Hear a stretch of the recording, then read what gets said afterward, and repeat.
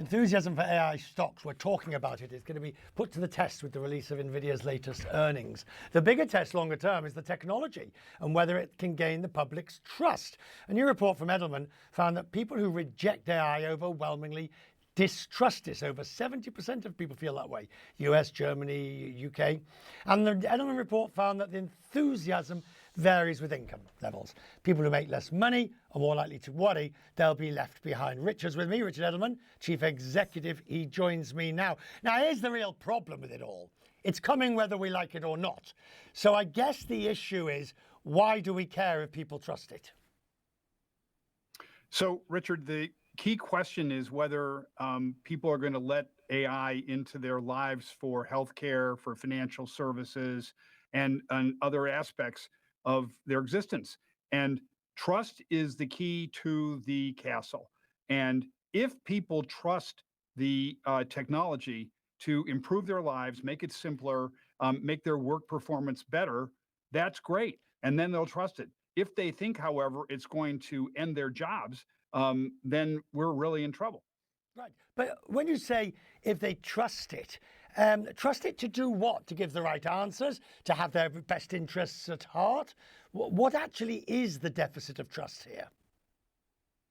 I think the deficit of trust is we see the disadvantages and we don't see the advantages. It's actually a problem of the equation. And we need actually to give people personal experiences. That's what's clear. And also make sure that they believe their bosses about the job impacts, that they're going to be retrained if there is going to be a change in their status. We're talking about different levels here, aren't we? We're not talking about asking ChatGPT how to make a decent burger and how long you should cook it for. We're talking about bigger stuff here, aren't we? Well, in fact, we are. We're talking about a fundamental reordering of work, whether it's in journalism, PR, or anything else. And we need to be very clear with people about where we're going, and that it's not just about how big OpenAI is or the stock valuation of Palantir. It's also that, in fact, it's going to make your life as a citizen better because you're going to be able to have faster drug delivery, or Right. Your own data is going to be covered.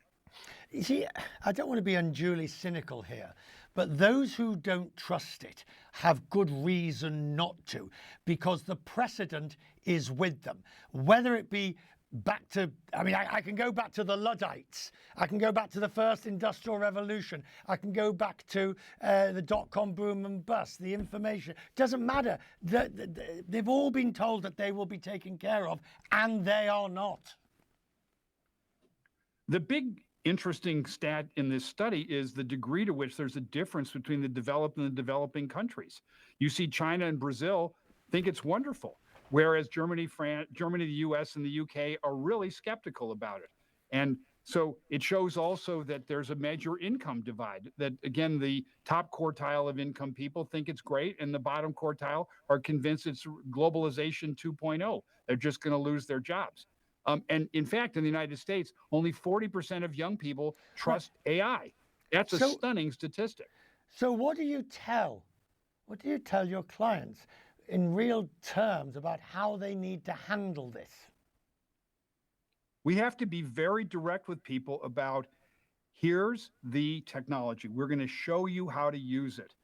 I think HP's AI-infused PC is a very good example of this. You give people the means of understanding and give them the ability to feel as if they're in control. That's a key word, and that they are adopting AI at their pace and that it's in their interest. It makes their lives better. And we'll show you how to do it. We're not just going to have soaring stock valuations for founders. And at the moment, that's the bulk of the coverage. We have to show people the way.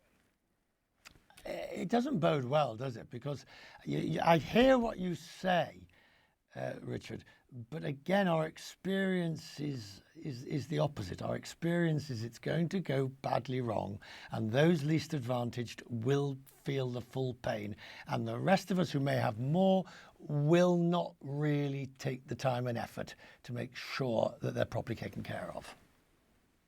So I really hope that that's not the case because, in fact, it's down to my employer. It's fascinating. Just as in prior trust studies, trust is local in my employer. It is the employer who has the ability to get peers and colleagues to show each other. It's the employer who has the ability to do training. It's the employer who has the Right. ability to make sure that people are brought along as customers as well as employees. Let me throw one point on that. What the employer can't do is suddenly turn it on after decades of turning it off. Again, I think that business has really understood that this is a fundamental transformation of the workplace and that it is a serious problem of trust now. It is not just that the technology exists, it's that we're going to have slow adoption if we're scared of it.